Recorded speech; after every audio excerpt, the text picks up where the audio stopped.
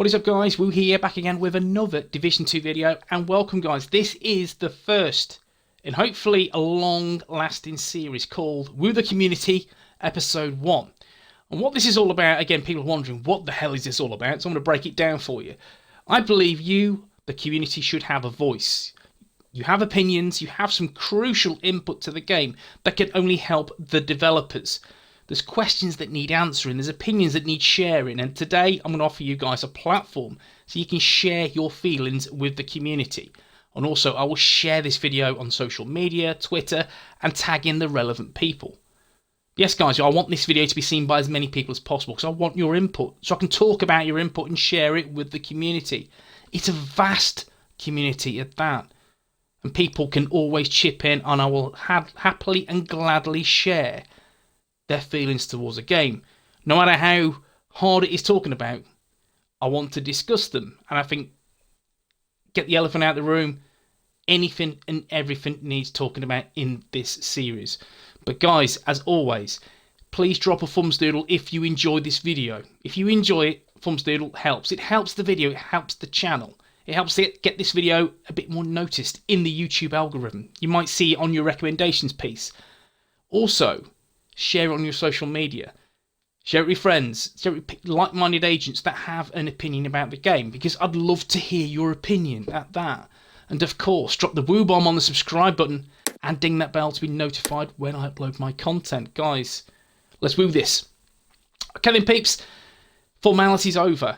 Now with this series, basically what I'm going to do is I'm reaching out to you guys, the community, to share with me your experiences, your feelings about the game, good, bad, and ugly. This is not just negativity. It's not just one big video of rants. I don't intend to do that. I intend to share my experiences, my feelings, my emotions about the game, and also yours, more importantly, your opinions, your feedback. It's crucial to the longevity of the Division 2.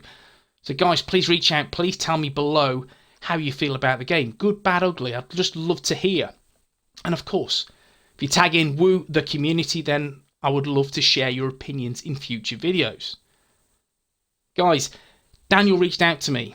He said this: I hate items being locked behind the DZ. Some people just don't want to PvP as it feels bad to solo farm. Finally get the piece you're after, and then, when extracting a group of 4 rogues, steal it from you while you can do nothing about it. Worst experience in a game in years. Now, fella, appreciate you reaching out, mate. I really, really do. In terms of the DZ, this is a frustrating piece, and there are 2 arguments to this.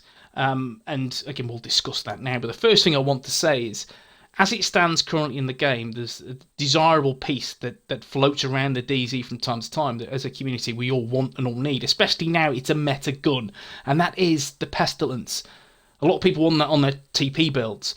So Pestilence is a desirable exotic weapon.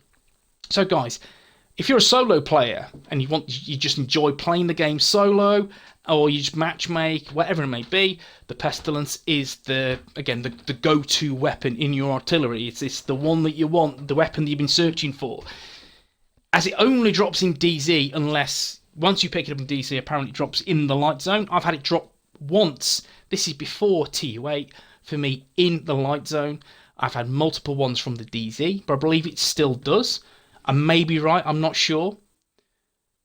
But guys, I know a lot of people who solo play the game, and again, once they go into the DZ, they solo farm landmarks to maybe get XP quicker, and of course, get that desirable Pestilence.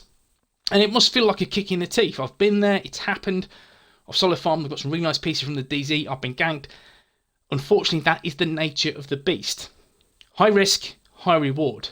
At the same time, you're going to take that risk, you've got to expect this kind of problem. PvPers, again, they crave PvP. And they look at these high loot areas, these high risk areas that, again, just it feeds them into. When we talk about extraction points, we talk about checkpoints, we talk about landmarks, anything that goes red. As a PvPer, you would gravitate towards those areas. And again, if they do kill you and see that, again, you're holding a Pestilence, the chance that one of them are going to pick it up. And that is the way things are. That's the way the cookie crumbles. And do I agree with that? What I don't agree with is that loot tied behind the DZ. It should not be a thing. It should not be a thing whatsoever. But at the same point, there shouldn't be loot tied behind PvE. That shouldn't be a thing. It should just be that loot drops everywhere and anywhere at any point. That's how I feel as a staunch believer in equality and fairness to the game and to each player. I feel whether it be a solo, a duo, a 3 or a 4, whichever way you play the game, or an 8, all loot drops everywhere.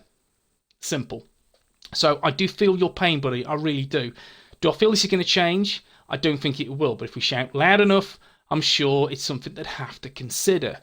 But the pestilence, in my honest opinion, should drop everywhere and anywhere. And again, in the DZ, I'd expect everything to drop in the DZ also. That's my opinion, because I know a lot of players go in there to farm, because it's a very quick, rich way of farming. I completely get it, and I've done it a lot myself. And again, that nice XP boost as well, if you're kind of, again, boosting your specialization. So, buddy, appreciate you reaching out. Hopefully that's kind of answered that response. I've had another reach out, that's from William Harper. This is an interesting one, guys. Again, feedback below, please. William has said, I have a problem with the amount of content. I'm a semi-casual player and I have 6 solid builds that have taken me into legendaries, heroics. I have nothing to play for. In Div 1 we had more gear sets and tons of content, underground, resistance, big organised PvP, and my favourite survival. We do not have anything close to replayable content that provides a different outcome every time. You have missions, an open world, and that includes bounties and control points. I don't know, man, nobody ever complains about too much content. Well, William, firstly, appreciate you reaching out. And I really want to talk about this because it's a really good topic. Is there too much of just content in the game? Or is there not enough? And I feel that the devs have, again, they've spent more time with PvE this time than last time with Division 1. If you just look at the content that we have a lot to go for. Again, control points, bounties, heroics, legendaries, a raid. There's a lot of content in the game. And again, they've introduced seasons, which is it replayable content? In my honest opinion, no, it isn't. It isn't. It's just the same mission with a timer or a global event. But remember, global events in Div 1 were actually really fun. And what I've played so far in Div 2 have not been a fun at all. They've been just quite quirky, quite annoying and frustrating. Again, my opinion. Comment below if you feel differently.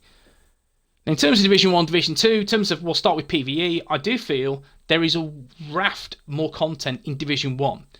The game, again, had been out 3 years since the time that Div 2 came out. And with Division 1, it took them time to launch these new modes into the game, like Underground and Resistance and Survival. When they did come out, they were excellent additions. And again, I've got to say, replayable content, Survival, you could play that time and time and time again. Wasn't my favourite mode, by all means, but it was a fun mode. And I know it was a huge raft of players who love Survival more than anything in the Division 1. And then we have Underground. That was personally my favourite. Underground was amazing. The Hunters, Stay No More, was brilliant. And then we look at, yes, Resistance. And again, my friend Mr. Commendation was a big Resistance player. 3 modes of gameplay, PvE gameplay, that had a huge raft of playbase, and not to mention replayability. So for the devs to come out and openly say, these modes will not be returning to the Division 2, I honestly believe they either have A, a trump card, or B, they've screwed it. It's one of the other guys. I genuinely believe that, because what we had in Division 1 is far superior to what we have now. Seasons is nothing compared to Underground, Resistance, Survival. I think we can all agree on that. It's just there's not a patch on that whatsoever. And for the record, I don't want this game to become the Division 1. Of course I don't. I just want it to be a better game overall. PvE and PvP. These take time, and I'm prepared to be patient. But I do want to see progress, baby steps moving forward. At the minute, we're not really seeing that. Then we talk about PvP. PvP, there was a dedicated team in Redstorm in Division 1. And we had Last Stand, we had Skirmish, we had Conflict, it was Conflict-esque. We had the DZ, one DZ as well. I loved it. I really, really didn't, and that's what got me into the division. Is the DZ PvP was immense. It was my favourite element of the game. And then we talk about Last Stand, 8 versus 8, was brilliant. It was so addictive, and that's what kind of this game is missing. PvP, hugely, because you look at skirmish now, the team domination and skirmish, they're poor. They are poor. I've said this before, and hand on heart, I don't rate them in the slightest. But then we have the DZ. The DZ is more of a farming area, and that's what tends to happen now. And there's less and less PvP. Is what I'm finding. Again, a 12-man server. I've been in many servers now, and if it's been a full server, everyone is farming. That's it. And it's quite crazy, whereas before you'd have PvP, you'd have one-on-ones at checkpoints and stuff, and it doesn't really happen anymore. It just happens to be a multitude of peak players, 2 or 3, that just, again, craving this PvP, that they desire the PvP, so they're just, again, taking out on people that just are farming, which I understand, I get it, it's a craving, it's PvP. I get it, high risk, high reward. But the PvP in Division 1, Division 2, there's a massive gulf for me. And I'm hoping they find some balance, but I genuinely believe they won't in PvP. I just cannot see a way forward. Again, let me know below if you disagree. But is there too much content, guys? And I'll be honest, I don't think there is enough content, in all fairness. I think it's quite, not boring, but once you've done it all, you've done it all. Again, the reason why you play the game primarily is friends or building elements. And that's kind of it. That's how I feel. So I do kind of feel where you're coming from, William. I really do. Division 1, I think the 3 years of the game will provide a raft, a huge element of content, whereas Division 2, I think it's at a point where the replayable content is not replayable content. It is just the same mission with a new skin. And the new skin doesn't have that nice shiny polish on it at all. So guys, hopefully that's answered that question for you. Now let's do one more today, and we're going to reach out to Andrew Price. Andrew came out and said this: engagement. The devs don't engage with the community. I don't understand the game. It isn't in a great place. Surely listen to us, the players that still love the broken game, might make it better and save the franchise. Andrew, buddy, thanks for reaching out as always.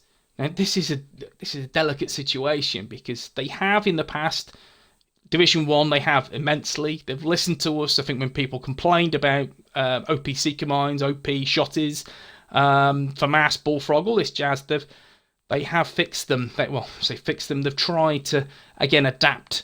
So I do believe they listen, and they've listened more in the game prior to this one. And this one, again, the community is vociferous. Extremely vociferous in this topic. If they don't like something, they are vocal. They will tell the community, they will tell Massive exactly how they feel. And I think Massive have been pushed and pulled in many directions, so I do feel for them, I do. But again, I'm a believer that if you're going to push out certain new patches and updates, buffs, then you have to test these things in advance. And if you look at every single patch, there's a meta, which is expected. Don't get me wrong, there should be a meta. When I say a meta, I'm saying there is a huge gulf in class, and that's something that should not happen. But every patch, it happens. It genuinely happens. We know throughout this life cycle of the Division 2, we look at SMGs they were top tier in PvP. Now they're not. ARs, top tier in PvP, and now it's LMGs, and then it fluctuates, and then you say then there's rifles, and then there's shield builds were nothing and haven't been anything for a long time, but now they've come back and now are top tier. Everyone's got a shield build with True Patriot and Pestilence, and that's kind of the way the game is.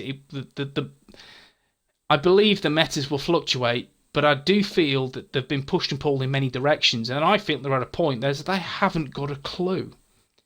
They haven't got a clue. I think they've been receptive in the past to people's passion and input into the game, and they've been quite responsive.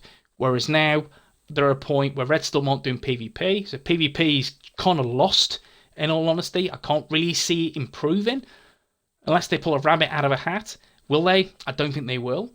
But still, there's hope. And again, I think they've got their fingers burnt in the past. And then we have the elephant in the room, the burning issue, that is the glitches that have happened back in March.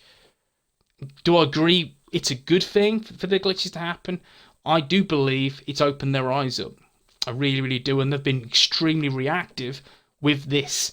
And they've taken a huge step back from the community. And one of the state of the games were cancelled, weren't they? There was an illness or something, but it was cancelled. And I do feel that there's now a divide between the developers and the community. The biggest divide there ever has been. And if we look at, again, in the build-up to Gear 2.0, in the build-up to Year 2, Frederick Firelander was extremely receptive on Twitter to everyone. And now it's just, everything's gone quiet. Everything's at a point where everyone's annoyed, everyone's frustrated. It's a broken game. There's so much annoying. There's so much going on.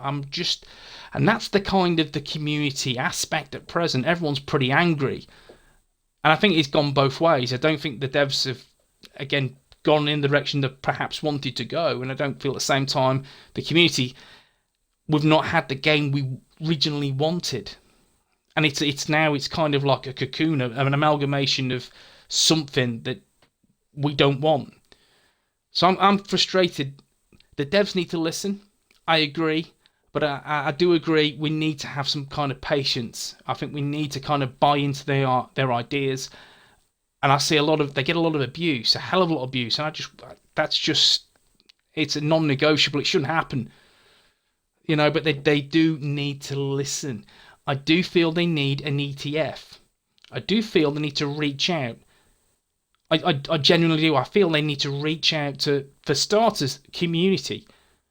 What do you want? What do you want to see from the game? Where can we take the game? And obviously, content creators. We have a platform. We have, again, a way to, again, communicate feelings and passion from the developers and transfer that to you guys. So it's in their best interest to talk to us and see if we can help push this game along. And that's what we all want to do. And again, there's many content creators who've just produced negativity after negativity. And we know that negativity sells. But I don't feel that they're doing it because they hate the game. They love the game and they want the game to be better. It's as simple as that. So reaching out to us will help, will definitely help. Because that will just elevate the game and also bring that or instill that passion back in the game. So it's a two-way thing. Massive really need to just go out on a limb and support content creators, the community. Give us the tools, give us the feedback options, and I do believe there is a way to turn this corner. I really, really do. And again, I think the onus is on Massive. They need to take a step. It's a leap of faith, and if they don't do it fast, I think there's a problem. Hopefully that's answered the question, Andrew. Hopefully it has. And of course, guys, this is episode 1. I'm going to wrap it up there. I could talk all day about the problems within the game. So this is more like a podcast, but just me in a room discussing, again, your feelings within the community. If you want me to answer your question, guys, comment below, #WooTheCommunity, and let me know what you want to see. Let me know the positive aspects of the game. What do you enjoy about the game? So again, I don't want to just talk about the negativity that festers within the Division 2. There has to be positivity because I love the game. I'm passionate about the game. But I'm also passionate for this game to be improved. So guys, comment below how you feel. And of course, thumbs up if you enjoy the video. Subscribe if you're not already. And of course, share it on social media. People need to see this. People need to chip in and share their love, passion, gripes, negativity for the game. We need to get this better. Guys, I'll see you in the next one. Appreciate you tuning in. Peace.